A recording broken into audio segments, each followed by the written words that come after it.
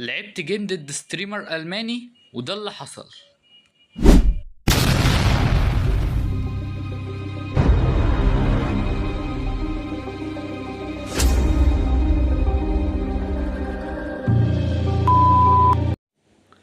ازيكم يا جماعة، عاملين ايه؟ يا رب تكونوا بخير. ومعانا فيديو جديد من قناة ملك النقلة. بقالنا كتير ما نزلناش فيديوهات، بس ان شاء الله هنرجع تاني. جايب لكم النهاردة جيم ضد ستريمر ألماني كنت لعبت ضده. تقييمه 2003. فيلا نشوف بقى التقييم كده على السريع. اول نقله لعبتها انا بلعب الابيض وهو بيلعب الاسود. اول نقله لعبتها هي اي 4، لعب لي اي 5، نايت اف 3، نايت 6، رحت لاعب نايت سي 3. كل ده بوك لغايه دلوقتي. راح لعب لي نايت سي 6. بعد كده رحت لاعب دي 4، افتح السكوتش، بس الحصان ده الحصان اللي هنا والحصان اللي هنا طلعوا. اكل بيضه في بيضه، اكلت بالحصان. راح رابط الحصان بيشوب بي 4. رحت لاعب برضو على بوك اللي هو نايت تيكس سي 6. اكل ببيدق البي مش ببيدق الدي، علشان يبقى معاه خيار اللي هو يلعب دي 5. رحت حامل بيدق بيشوب دي 3 عشان هو كان طالب اكل وياخد بيدق. راح هو بيت وانا بيت. راح بعد كده لعب دي 4. رحت اكلت بيدق في بيدق، اكل بالبيدق. ورحت لاعب بيشوب جي 5. احنا لغايه دلوقتي في النقله العشرة وكله بوك. راح لاعب سي 6. رحت لاعب كوين اف 3. لا راح هو لاعب بيشوب اي 7، حامل حصان عشان كنت طالب اكل بالوزير، وبعد كده ياكل بالبيضة، يبقى عنده ويكنس هنا في العمود بتاع الاف. راح بعد كده رحت انا بعد كده لعبت روك اف على الاي 1.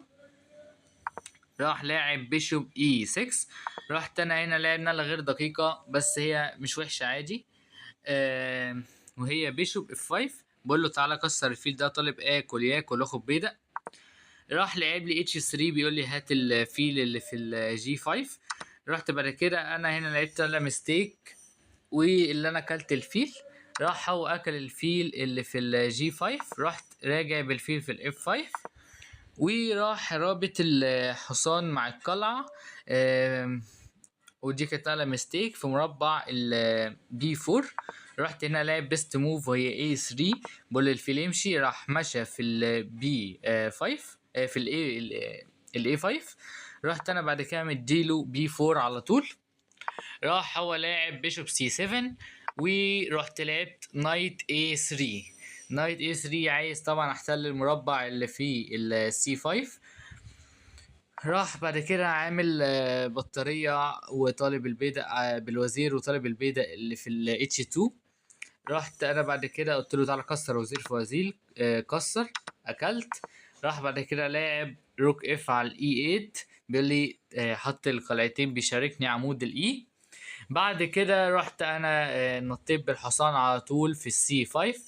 راح هو لاعب لي بيشوب بي 6. بيقول لي هات الحصان، عايز ياكل ويعمل لي اضعافات هنا في الجناح ده. رحت على طول لاعب نايت دي 7 بيست موف على الانجن، بقول له هات الحصان اللي في الاف 6، وبقول له هات الفيل اللي في البي 6. راح بعد كده لعب لي هنا بلندر وهو نايت اي 4. المفروض عقاب نايت اي 4 هنا المفروض بيست موف اصلا اللي هو يلعبها. كان المفروض يلعب بيشوب دي 4، يقول لي هات القلعه دي. بعد كده انا هجيب الروك في الجي 1، بقول له هات الفيل. راح بعد كده كسر قلعه في قلعه واكل. وبعد كده نكمل الجيم بقى عادي. لكن اللي حصل في الجيم بعد ما لعبت بعد ما هو لعب البلندر ده، عقابها اللي انا اكل حصان في فيل. بس انا رحت اكلت الفيل في حصان على طول. المفروض ده العقاب، يعني ثانية كده اوريكم العقاب. او المفروض قبل دي كنت انا اكل، وهو بعد كده هياكل بيضة. بعد كده اقول له هات الروك، ما ينفعش يجي هنا يحمل بيضة عشان هاكله، فهيضطر يجي هنا وياخد منه بيضة طالب الروك التانية. فهيضطر يجي هنا، وبعد كده راح لاعب بي 5 وحامل الفيل، بس انا ما لعبتش كده، انا لعبت في الجيم بيشوب تيكس في الاي 4. خدت الحصان، راح هو واكل حصان في اكل الفيل في الاي 4 بالقلعه. رحت بعد كده كسرت قلعه في قلعه، اكل بالبيدق، ورحت لعب على طول سي 4. بقول له عايز سي 5، اقفل على الفيل بتاعك هتضطر ترجع، وبعد كده برجع بالحصان وجيمي زي الفل معايا سلايد يعتبر. بعد كده راح هو لاعب اي 3 على طول، عايز ياكل البيضة اللي في الاف 2. رحت انا كسرت حصان في فيل، راح هو اكل بيضة واخدت بيضة، وداخلين دخلنا نهايات خلاص، وانا معايا بيضة زيادة. فراح لعب لي اف 6، دي كانت نقلة غير دقيقة. انا هنا قلت العب له جي 4 علشان اثبت له البادئ دي ما يفضلش يقعد يتحرك بيهم. راح لعب لي كينج اف 7، بعد كده كينج اف 2، كينج اي 6، كينج اف 3، بعد كده لعب لي جي 4. رحت انا لعب له اي 5. هو كل ده طبعا زي ما انتم شايفين اللي هو فيه نقلات غير دقيقة كده، علشان هو عايزني في كل مرة عايزني العب اي 4. هو عايزني العب اي 4 واخلص على طول. وهو عمال يجيله نقلات غير دقيقة عشان هو عايز هو الانجن عايزه يلعب روك اي 4 عشان يمنع الاي 4. فهي الاي 4 هي دي كانت احسن نقله في كل الكلام ده. لكن احنا كملنا اصلا من الناحيه التانية، وبعد كده اكل وبعد كده اكل بالكينج. رحت اديته كش برضو، ليه دي غلط عشان الاي 4. بعد كده جي راح كينج جي 6، كينج جي 3، بعد كده روك دي 8 عايز يديني كش. رحت جيت روك اف 1 برضو عشان الاي 4. راح بعد كده اداني كش، غطيت بالروك ونزل لي في الدي 1. رحت لاعب روك اي 3 طالب كش وياخد البيدق. جيب الكينج في الاف 6، اديته كش رجع تاني، ولعبت بيست موف اللي هي روك سي 3. بعد كده اداني كش، جيت هنا المفروض كنت اروح من الناحيه التانية بس دي كويسه برضو. بعد كده راح هنا عمل نقله مستيك، اللي هو جه هنا بيقول لي عايز اديك كش وياخد الروك. رحت انا جيت عليه على طول في الجي 2. راح بعد كده لعب روك اتش 4، رحت انا حميته بالقلعه. وبعد كده لعب كينج اف 6، رحت اديته كش رجع تاني. ورحت لاعب كينج جي 3، ودي كانت نقله جريت موف. لعب روك اتش 1 بيست موف، روك جي 3 برضو نقله رائعه. وبعد كده اداني كش، دي كانت النقله الوحيده اللي بتكسب اللي هي كينج اف 3 فجبتها. بعد كده راح لاعب روك اي 1، رحت اديته كش وخدت البيضة، اداني كش. جيت في المربع الاي 4 بتقدم بالملك.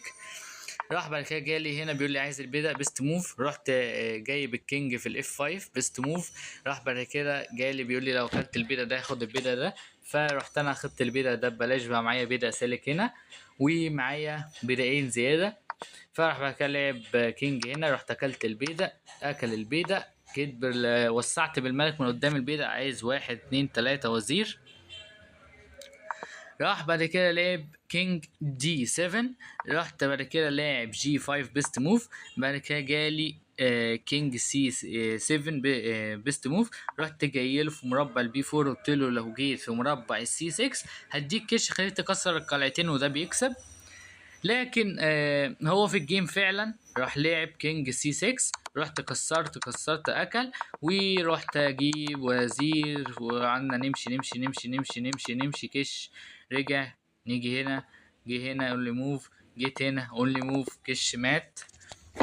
وبصراحة كان جيم حلو قوي ضد الستريمر الالماني ده.